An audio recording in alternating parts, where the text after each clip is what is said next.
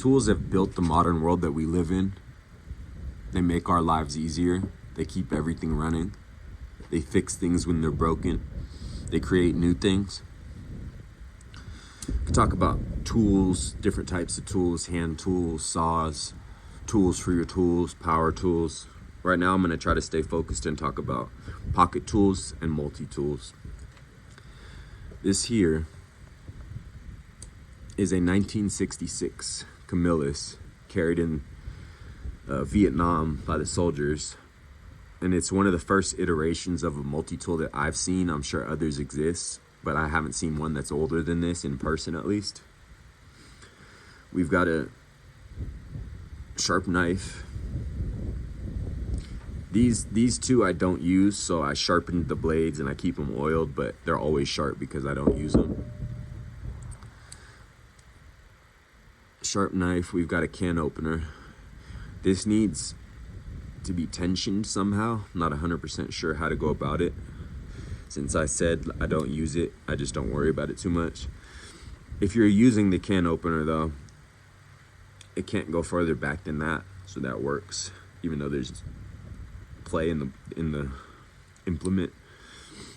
We've got a bottle opener and a flathead screwdriver. It's a little crude, but it worked, and it still does work.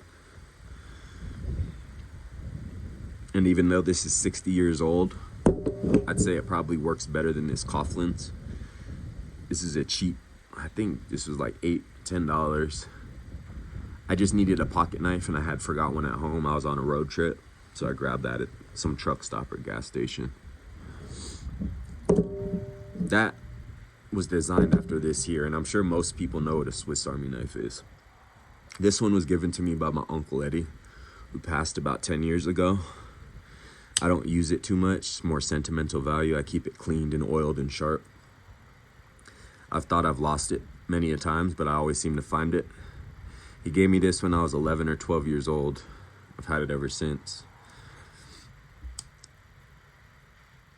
It's got a straight blade. We've got a bottle opener with a large flathead. A can opener with a small flathead. How do I open that? We've got a small blade on here, so you don't have to use and abuse your big blade. You can use this small one for cutting tasks and reserve this for food prep or whatever. I like that they give you two blades on it though. It's pretty cool. And here we've got a decent pair of scissors, spring loaded. They cut pretty good. Cut paper and small cord, string that's hanging off your clothing. This side here we've got a number 2 Phillips, machined fairly well, grabs the screws real good. This is a toothpick. The Swiss Army knife, if you know about them, they always, not always, but a lot of the time they include two, basically, what's the word? It's hidden, but it's in plain sight. There's a pair of tweezers here. And we've got this toothpick. I lost the original, and I took the one off of this cheap knockoff and I put it in there. So it doesn't fit all the way, but it stays in, doesn't get in the way. It works. There is also this hook, which I have no idea what it's used for.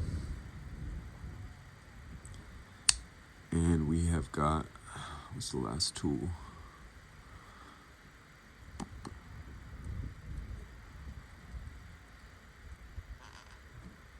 An awl, ream, punch.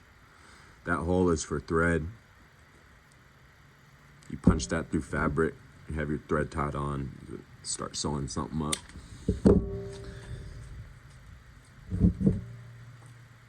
This is just a knockoff. These they're not expensive by any means. They're actually very well priced for what they are and the quality that they are. I think these are 35, something like that, 45. This is an Officer Swiss. This is a Coughlin's cheap knockoff. I really only use it for the blade, and that's why I bought it. But the steel is nowhere near as good as this. It doesn't hold an edge as well. It's got a lot of the same tools. I think this one has a couple of different ones. That's supposed to be a saw. Let's see here. I've never actually tried to cut wood with it. You can get through something if you needed to.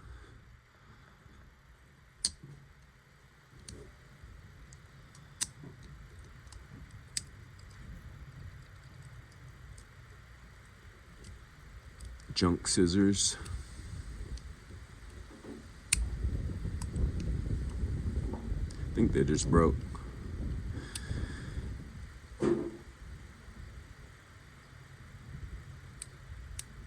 Welp. There we go. Corkscrew.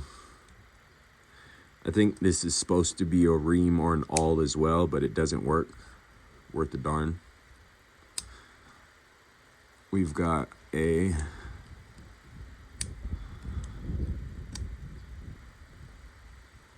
that's supposed to be an awl as well. I don't know. These implements are garbage though. The only thing I use on it, I have used the corkscrew a couple times in a pinch, and I do use the straight blade. I don't carry it. I would never depend on it. Just got it. So these are like old school. Leathermans were created in, I'm probably wrong on this, I think it was the late 80s or early 90s by Tim Leatherman out of Portland, Oregon. These are my favorite. They can't be topped. A well-made multi-tool with a pair of pliers, and it has a lot of the same implements that these pocket knives do. You've got a saw, a much better, if I can get this here.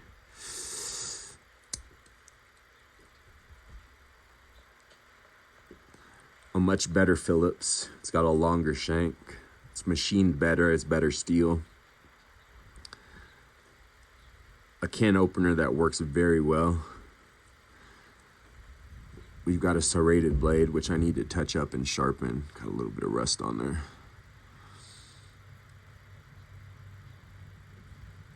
All those tools just fold up in the handle. This one specifically, the tools lock. So you pop one out. Let's see.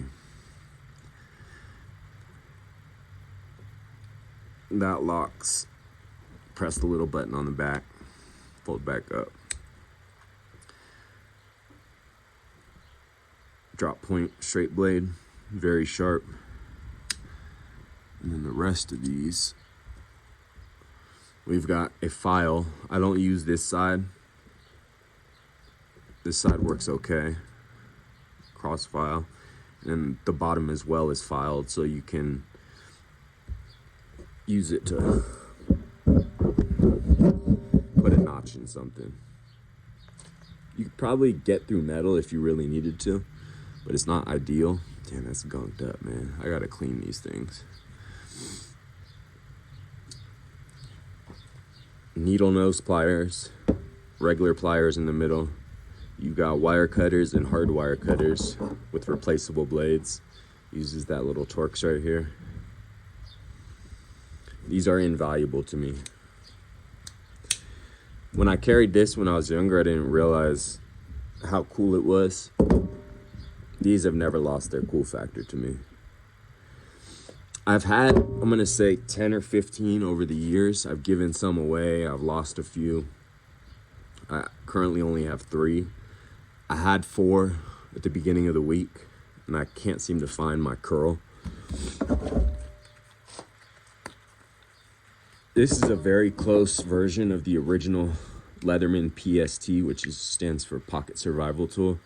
Has a lot of the same tools. It's just about the same size. I love this one. The only reason I don't carry them more, I mean, I always have one with me, but I like carrying one that has a blade on the outside like this one. That's what I use the most on them. This one is my wife's. These are the earlier iterations, and these have come out. They're good 10, 12, maybe even 12 years, maybe even older than that. But the tools, they make a bunch of different ones, and the tools are specifically designed for each one. This is geared towards outdoor enthusiasts, and it has, they call this a hammer. You can use it for pounding tent stakes, whatever else you need to pound. It has the outdoor blade with the serrations.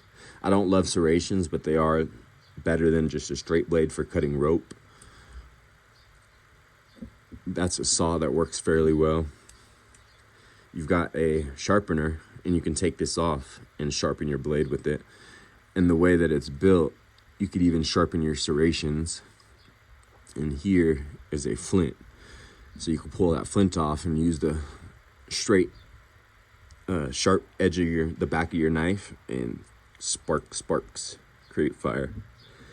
It has a whistle in here, and then it has a few other implements which I don't use too often.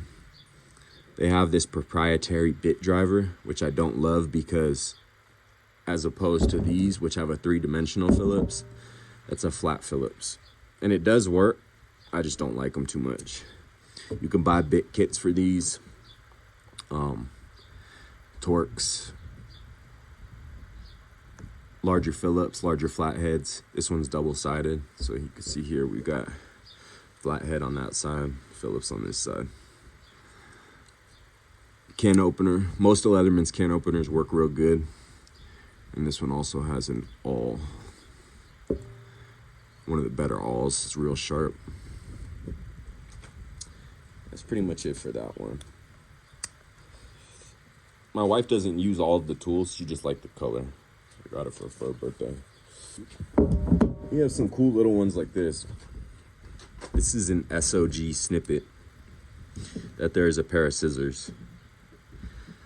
Cut fairly well. I use this. I bought it primarily as a grooming tool for being on the road. It has some small implements that I never used for anything except grooming. Cutting nose hair. Cleaning my nails out. The nail cleaner is one of the best I've ever used. I don't know what it is about it, but just the edge on it gets everything out. It had a pair of tweezers and a toothpick. I've broken those off. Also has a large flat, oh, the tweezer's still on there. Look at that. A large flathead, and we have got a straight blade knife. It's a little small knife. I've used this probably more than any other multi-tool I have, because I'm always cleaning my nails out or something. This one is really good. This one's a little bit cheaper. All the implements are not as precise. The knife is sharp. Scissors aren't as good. They don't open as much. They are spring loaded. This is like a $10 Craftsman. The SOG snippet, I believe I paid $27 or $28. It's got a nail cleaner. I actually need to put an edge on it. It's a little too round. Works okay. I got it for the smaller implements for using to scrape out carbon and gunk out of guns, rails and stuff like that. It works good for that. I don't use that one for grooming. Last but not least, again, I've had many of these. I've lost at least 3 or 4. I've given at least 5 or 6 away. I might buy another one. I don't think I need it right now. If I find myself really needing it, then I'll get it. There's so many good knockoffs now. Leatherman's price versus quality has really went down over the years. These, I think the Bond goes for 80 bucks. Rebar is about the same, 80. The Curl that I've recently lost, 90 or 100. They charge 130 for these. This is one of my favorite Leathermans. So all of these are 1, 2, 3, 4 Leathermans. This is one of the coolest ones. It's a pair of folding trauma shears. Am I an EMT? No. Is this the coolest pair of scissors that you'll probably ever see? Yeah. I bought it for my vehicle kit. Keep it easily accessible, somewhere in the front seat, up on the visor, using the pocket clip. Primarily kind of goes in conjunction with this. I keep bleed kits everywhere I'm at. And this one did come with a pair of shears here, cheaper ones, and they work, but they won't cut a penny in half like these will. They don't look as cool as these are. They don't have a carbide glass breaking tip, which is one of the primary reasons I bought it, for busting out windows. Say you're trapped. More, I bought them for helping other people. I've came across a few car accidents in my time, and you just knew people were dead. There's nothing I can do. So if I come across a situation to where I can do something, I want to have the stuff that's necessary to be able to help intervene, do the best I can until actual professionals show up. While I'm here, just go in it real quick. Why not? We've got a tourniquet, wound packing gauze, compression bandages, emergency blankets, because if you're in shock, a lot of the time you're going to be freezing cold. Bleed stop, which is a coagulant. You put that on a wound, it'll stop bleeding really, really quick. And then there's these shears. I don't think I've taken anything out of the, oh, there was a cat tourniquet. I don't know where that's at, but it was just too hard to open and close this package with it. I keep one around, but if I put another cat tourniquet on here, I'm gonna just stick it through here. Talking about the shears though, talking about multi-tools here. So when I realized these scissors aren't the best, I decided to get me one of these, again, for this glass breaking tip. And the other cool features are, there's these micro serrations on this side, and when you're cutting fabric, it just grabs it and doesn't slip or bind or flex and open up. It just grabs that fabric and cuts right through it. You can cut sheet metal with these. You can cut a leather boot in half. Here we've got, ain't that the coolest thing? Here we've got a strap / seatbelt cutter. Just rip the seatbelt right off. This one locks. There's cheap knockoffs that I am actually gonna get just to have around, because they are actually fairly decently made, especially just for 1 or 2 emergency times of use. I wouldn't bet my life on it like I would with this. This has an O2 wrench for an oxygen tank. That locks open. The knockoffs do not lock. Like that. There's a couple other tools on here. You got a ruler, probably never ever use that. This here, you can see that's a little space right there. It's a ring cutter. Get that on somebody's ring. It'd be kind of hard to get under it, but it can be done, and it has been done. And then you've got that pocket clip. I keep them, I try to keep them, sometimes I forget, but I keep them to where they're within reach of when I'm driving. So whether that's in a cup holder, up on the visor, in my backpack right next to me. Yeah, I actually got through that video okay.